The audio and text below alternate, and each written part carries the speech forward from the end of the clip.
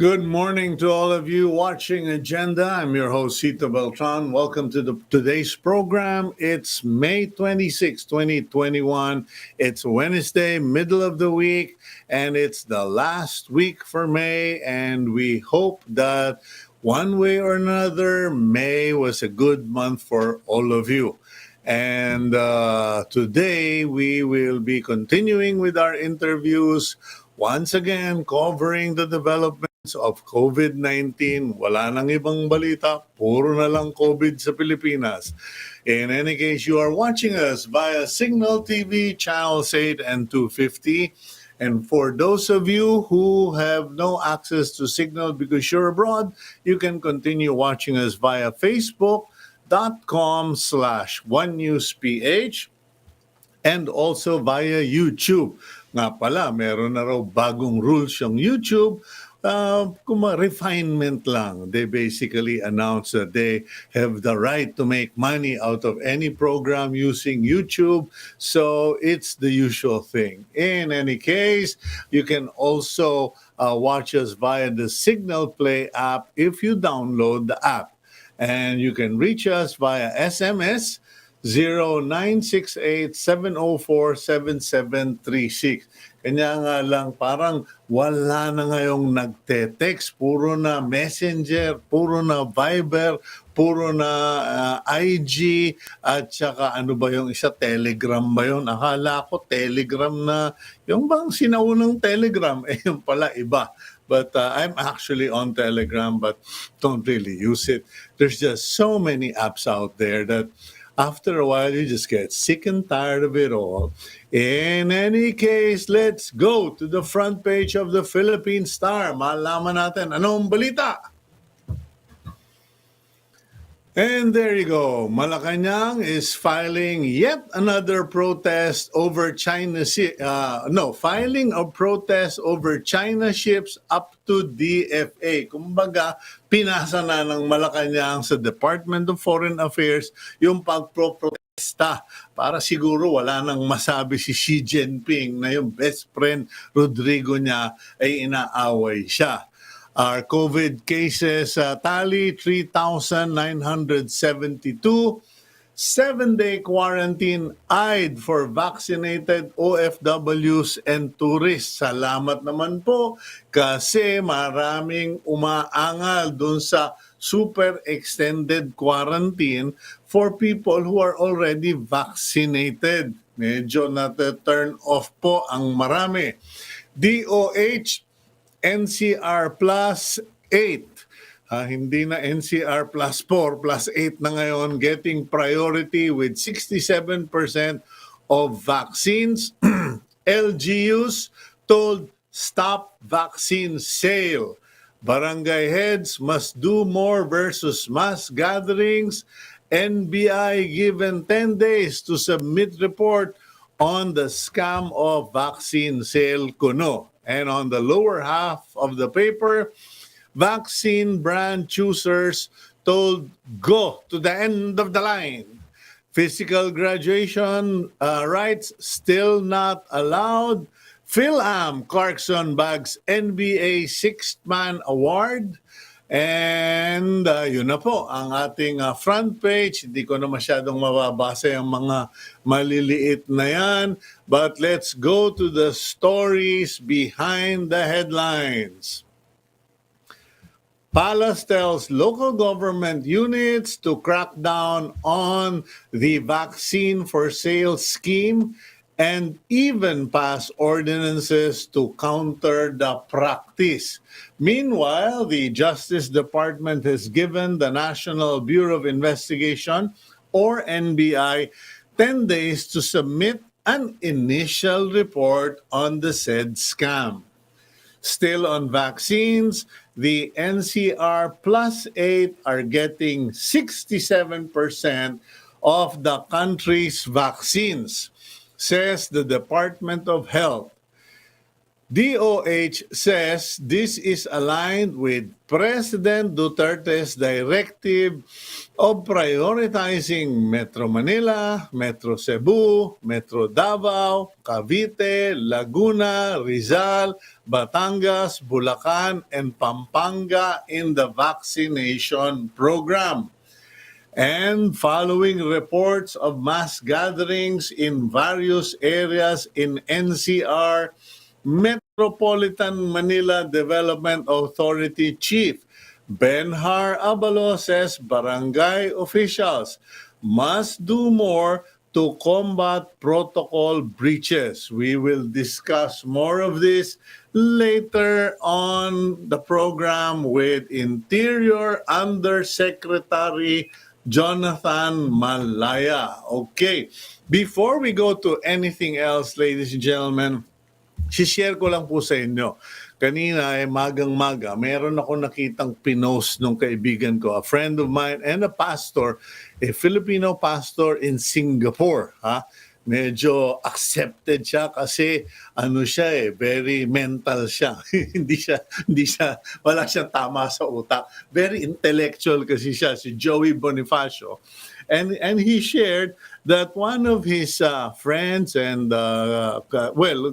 good friend in Singapore, who is part of a multinational bank and multinational corporation, told him this bank that has overseas branches is embarking on a 10-year process to unload 75% of the real estate, kumbaga yung mga properties, yung mga kanilang mga offices na pag-aari nila, yung mga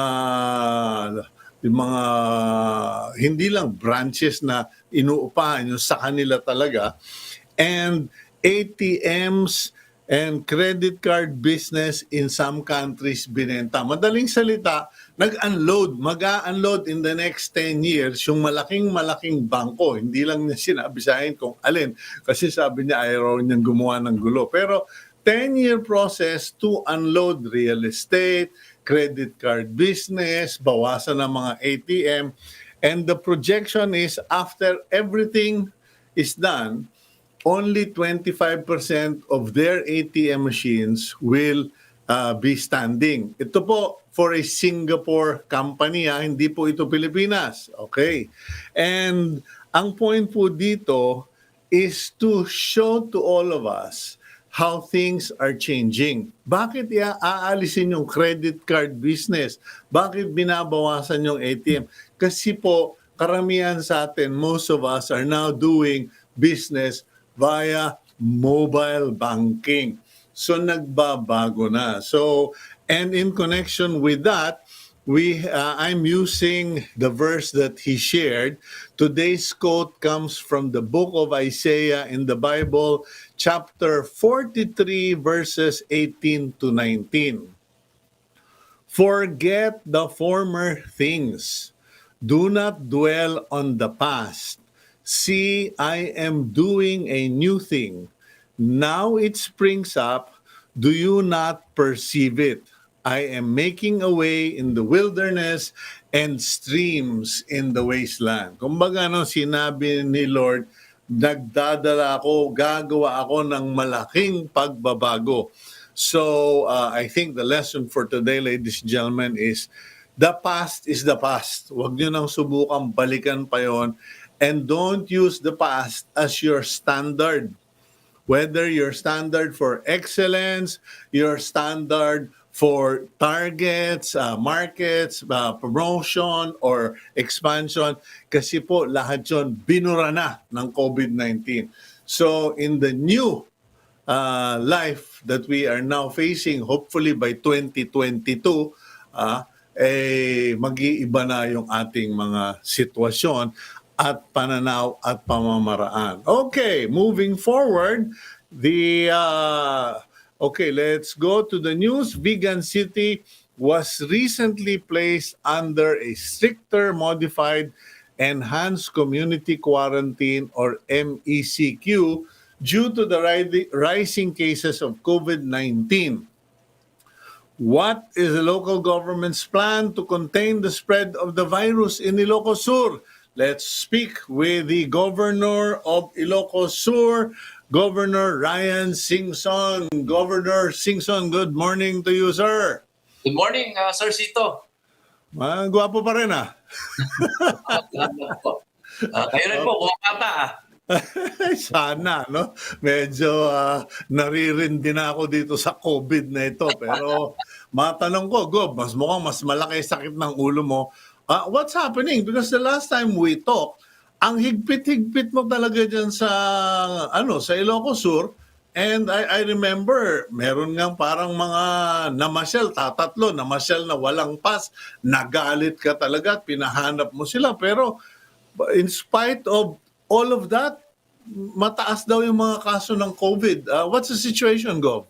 Yes, sir. Actually, ang totoo po niyan, naglabas kasi dati ang IATF na Resolution 101 na sinasabi po doon sa resolution na pwede nang pumasok sa mga borders na walang testing at walang quarantine. O doon po nagsimula ang problema namin kasi nakapasok na po, lalo-lalo na po yung mga A4, hindi po nagpapatest, lalong-lalo na po sa mga national agencies na pumapasok po ng Ilocos Sur without testing. Doon po nagsimula ang aming local transmission. Hanggang ngayon namumroblema na kami. It's been almost, I think, 3 or 4 months since that resolution. So talagang nahihirapan na po yung probinsya namin at saka yung mga healthcare facilities namin na pupuno na. We have now 357 active cases in the whole province of Ilocos Sur. And Vigan has 74 cases. Kaya po nag-MECQ na rin ang syudad namin na Vigan. But not only Vigan, sir, pati Quezon City and we have the towns of Cabugao, nag-MECQ na rin dahil sa pagtaas ng kaso ng COVID cases. Yung Cabugao, hindi ba dyan na bato ng granada yung tatay mo ba at saka yung tiyuhin mong si Titong? Yeah, actually si father ko po, si Mayor Chavit at saka yung father-in-law ko, which is the present congressman po ng 1st District, si Congressman D.V. Sabeliano. Oh, pero hindi ba, hindi pala kasama si Titong Singson noon. Titong ba ang tawag? Alam ko, yung mas batang kapatid, di ba? Si Titong. Mas matandang kapatid ho, sir. Okay, magagalit yung tatay mo sa akin. Ko po. Kung di noon po, bata pa lang noon na tamaan lang po ng shrapnel noon. Okay. Kasi I remember that was one of my first out-of-town coverage as a photographer for the evening news. I was 16 years old noon. Noong nag-attend ng piyesta, yung si Manong Chabit at si Manong Titong at merong sumubok na tepokin sila using a grenade. That was in 71, if I am not mistaken. Nakita mo naman yung memorya natin. Anyway, Governor Ryan, okay, may sinabi kang, which medyo may laman, yung sabi mong A4 na national government, yung mga empleyado ng national government na nakakabiyahe na walang mga restrictions, etc., nagbitbit ng COVID. Yes sir, actually through our data, talaga ho na ang naging start po ng aming local transmission dito ay isang empleyado ho ng National Tobacco Administration. Actually, it was also a UK variant. Kaya pala po Mm. mabilis yung pag-spread ng COVID cases dito noon. Hanggang ngayon ho ay talagang dumadami pa rin, and we are trying to control it through these localized lockdowns. So yung mga bayan na tumataas po yung kaso, nagla-lockdown na po sila kaagad for 2 weeks, and hopefully po na buwaba ang mga kaso. But yung border namin, binalik ko po na maging stricto sila. So talagang walang makakapasok ng Ilocos Sur without a negative test result, mapa PCR man po yan o antigen. Okay, kasi natatandaan ko, may nagkwento nga sa akin na parang ikinairita rin ni Governor Manotok ba yun? Yes, yung sa Ilocos Norte. Si Yes sir, ano? si Gov Matthew po ng Si Gov Matthew, ikinairita rin yata niya yan yung mga pagpasok ng mga representatives from the national government, magdi-distribute daw ng mga land title at kung ano-ano, pero hindi naman tested at sila rin ang namumroblema. So you have a common problem where people coming in to do their jobs are not being tested and are not aware that they are asymptomatic carriers. Ngayon, Yan. go ahead, Yes sir, go. yan po talagang problema, yung asymptomatic ho. Kaya sabi namin na pinaka-importante po talaga dito, kasi hindi nga po natin nakikita yung COVID, ang armas lang po natin dito ay yung pagtest. Yung pagtetest ng mga ating mga kababayan na pumapasok. Kaya importante talaga po yung testing para makita ho, kahit asymptomatic, nalalaman po natin na carrier na pala sila ng COVID. Okay, but do you have enough? Meron bang sapat na bilang ng testing kits and facilities dyan? Kasi alam ko, nagtayo ka yata ng isang laboratory or meron kayong dalawa. Pero ano ba ang situation as far as testing and contact tracing and laboratories are concerned for Ilocos Sur? Yes, madami po kaming test kits na ginagamit kasi ang provincial government po ang nagbibigay rin ng mga test kits sa aming mga LGUs, yung mga bayan na po na nagmamass testing. Pati sa mga borders po ay Ilocos Sur po yung nagpapatest. Meron po kami mga district hospitals na pwede nilang puntahan. So yung laboratory naman ho, almost finished na po yung aming laboratory para hindi na po mahirapan yung Ilocos Sur. Kasi ngayon ho, lahat ng PCR test dinadala po sa La Union or Ilocos Norte. Kaya ako nagpapasalamat sa dalawang probinsya, sa aming mga kapitbahay na tumutulong rin sa Ilocos Sur. Pero hopefully in 2 weeks ho, matatapos na yung PCR lab namin. And I would like to take this opportunity, sir, to also thank Mayor Sara Duterte for helping us out with these PCR machines.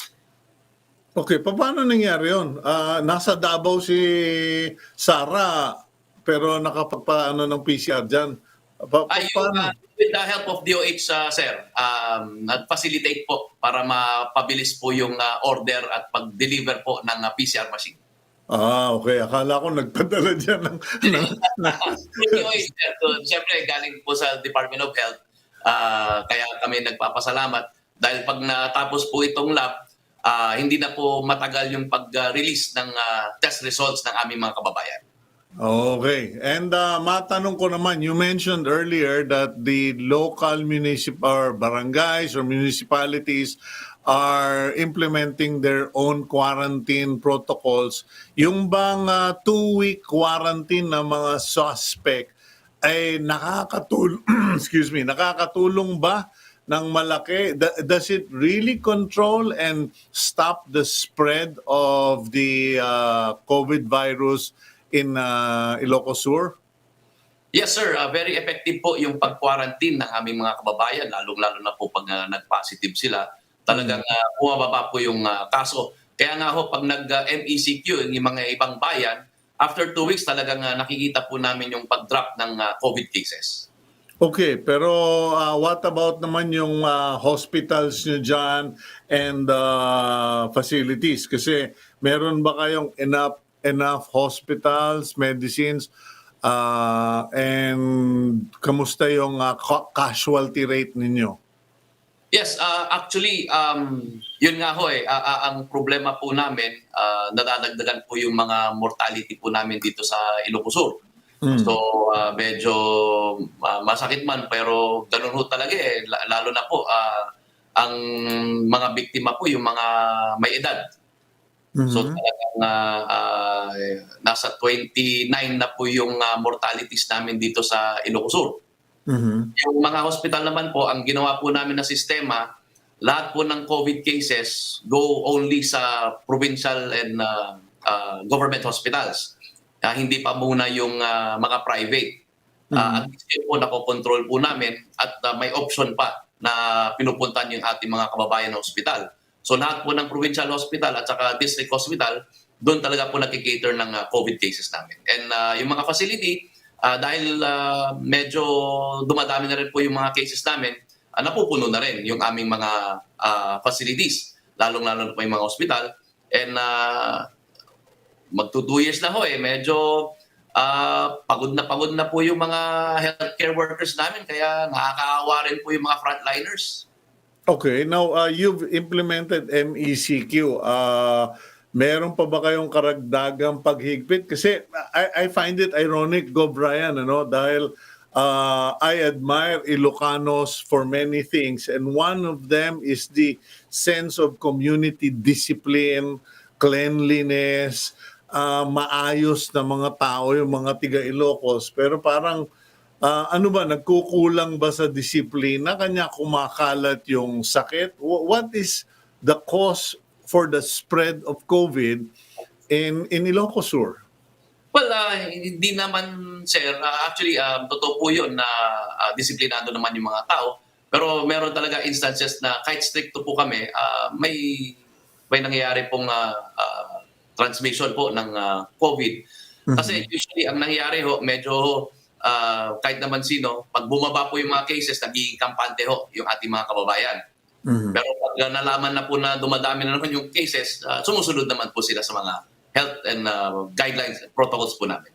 Sabi nga ni Mayor Oscar Moreno, ang pinaka nakakapikon dito sa labanan na ito, hindi mo nakikita yung kalaban. So, mayroong mga tao na napaka-healthy, they're so healthy, and yet they are sick inside and are carriers. Ngayon, what about vaccines? Kasi in Coron, I picked up yesterday that they have 800 doses of the vaccine, but they have 50,000 residents. Dyan sa Ilocos Sur, particularly for Vigan, what is the proportion of population versus vaccines? Actually, sir, sa buong probinsya ng Ilocos Sur, nasa 680 po yung aming populasyon. 680,000. 680,000 ho. Okay. Kaya po nagpapasalamat rin ako sa Department of Health kasi sa probinsya, nakatanggap na rin po kami ng 42,767 vaccines. Ang na-administer na po na first dose sa aming A1, yung frontliners and health services, nasa 14,000 na ho ang nakapag-bakuna na. So ang total ho ng nabakunahan na po dito sa Ilocos Sur ay 29,162. 29,162 out of total of 680. Opo. Mga ang A2 po namin, yung senior citizen naman po, nasa 11,299 na po ang nakapag first dose. Ganun rin po ang ating A3, yung persons with comorbidities, nasa 3,666 na rin po nabakunahan po namin. Pero marami pa ba kayong vaccine o naghihintay kayo ng replenishment? Well, parati ho, umaasa lang po kami sa bigay ng Department of Health. Pero ang probinsya naman ho, nag-purchase na rin po kami ng sarili namin na vaccine. Ang order po namin is yung Sputnik. Hopefully ho, pag naayos po at maganda po yung usapan, sana po by July makakarating na rin po and hopefully mabakunahan na rin po lahat ng mga kababayan namin po dito sa Ilocos Sur. I'm just curious, Governor Singson, why Sputnik? Medyo pwede namang Sinovac, magbarko lang tayo. Kuha tayong submarine ng tatay mo, tuloy tayo ng China. Makakabili tayo ito, di ba? Joke only, no, Ryan? Pero, Actually, ito po ay isang rekomendasyon rin po ng aming mga health experts dito sa Ilocos Sur, lalong-lalo pa yung mga doktor. Pero alam naman po natin na pahirapan po mag-order. Kaya hindi lang naman Sputnik ang in-order po na or nakikipag-usap po kami. Lahat po ang gumagawa po ng vaccine ay nakausap na po namin. Medyo mas promising lang po yung sagot ng Sputnik. Kaya hopefully, ito po ay mauna. Pero nag-order na rin po kami ng Novavax, yung Sinovac, medyo dati po kasi bawal ang senior citizen, yung mga ganon, yung Astra. So sabi namin, kunin na lang muna namin yung mga ibang bakuna na talagang pwede sa lahat, lalong-lalo na po sa mga senior citizen. okay, so, pero mas mura ba lumalabas yung Sputnik or mas maikli ang waiting period? Parang ang promising po dito is yung waiting period. Kaya nung sinabi ko nila ng July, sabi ko itutukan na lang ho yung pag-order ng Sputnik kung July ang sabi po nila. So hopefully by July. At ang ginawa po namin dito para hindi rin mahirapan yung mga LGUs, dadaan po lahat sa provincial government. Ang provincial government, kung ano po yung ginawa po namin na 50-50, 50% na pondo manggagaling sa LGU, 50% naman po sa province. So nakakatulong po ito dahil yung mga ibang bayan na talagang maliliit na hindi naman po ganun kalaki yung pondo, malaking tulong na binibigyan ng provincial government. So mga ibang bayan, billion lang po yung ginagastos for the vaccine kasi malaki yung tulong po ng provincial government. Okay. Governor, if you don't mind, let's just go for a quick commercial break. Pagbalik natin, tatanong ko lang, sinong mas may pera? Yung Mayor Singson o yung Governor Singson na pambili ng bakuna? We'll go for a quick break right here on Agenda. Yes, sir.